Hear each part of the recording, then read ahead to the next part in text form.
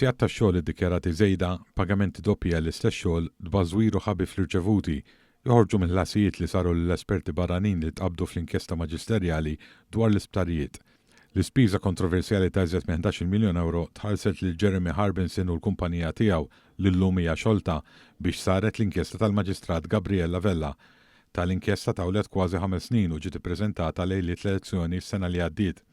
L-istess espert ewlieni Harbinson issa qed jirrifjuta li akkosta kollox ikollu x'jaqsam mal-kawżi ġudizzjarji ibbażati fuq l-istess rapport tiegħu li nfetħu kontra ta' kumpaniji u individwi fosthom l-eks Prim Ministru Joseph Muscat, l-eks Deputat Prim Ministru Chris Fearn u l-eks Ministru Edward Cicluna.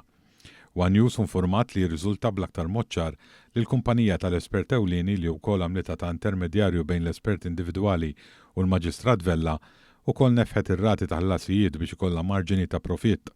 Dan anke qatt ma kellha ftehim kontrattwali skont il-liġi. Fil-fatt irriżulta li Harbinson Forensics Limited qatt ma nħatret bħala espert tal-qorti, iżda spiċċat tibgħat kontijiet lill-qorti f'isem 23 espert li tqabdu b'mod individwali. Xi ħaġa li tqajjem dubji serji dwar kif il-Maġistrat ukoll aċċettat li tapprova tali ħlasijiet.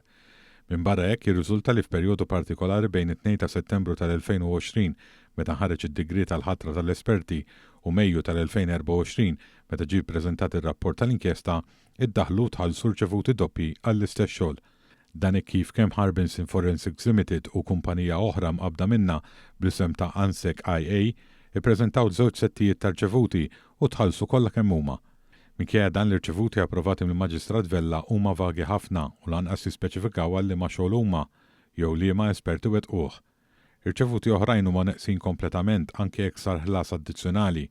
Pereżempju sar ħlas fuq irċevuta ta' żjed minn 7,000 euro qabel biss kienet inbdiet l-inkjesta u qabel maġistrat ħattret l-esperti tagħha.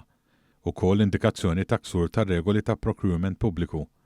Ta' min jinnota li minn tarif li nata fil-Parlament dwar ħlasijiet mill-qrati lill-esperti bejn l-2017 u Mejju tal-2024, il-kumpanija ta' Harbinson waħedha kienet ħadet aktar minn 18 miljun euro jew ma' 60% tal-ispiża kollha f'dan iż-żmien.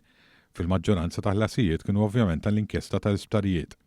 Dan kollu wkoll jinkonferma ħtieġa ta' riforma li qed jipproponi l-Gvern fl-inkjesti maġisterjali u bħalissa tiġi diskussa fil-Parlament biex mhux biss jiżdiedu d-drittijiet taċ-ċittadini, iżda wkoll jinqataw l-abbużu jkun hemm kontroll aħjar dwar l-infieq fuq l-esperti u l-mod kif dawn jitħallsu.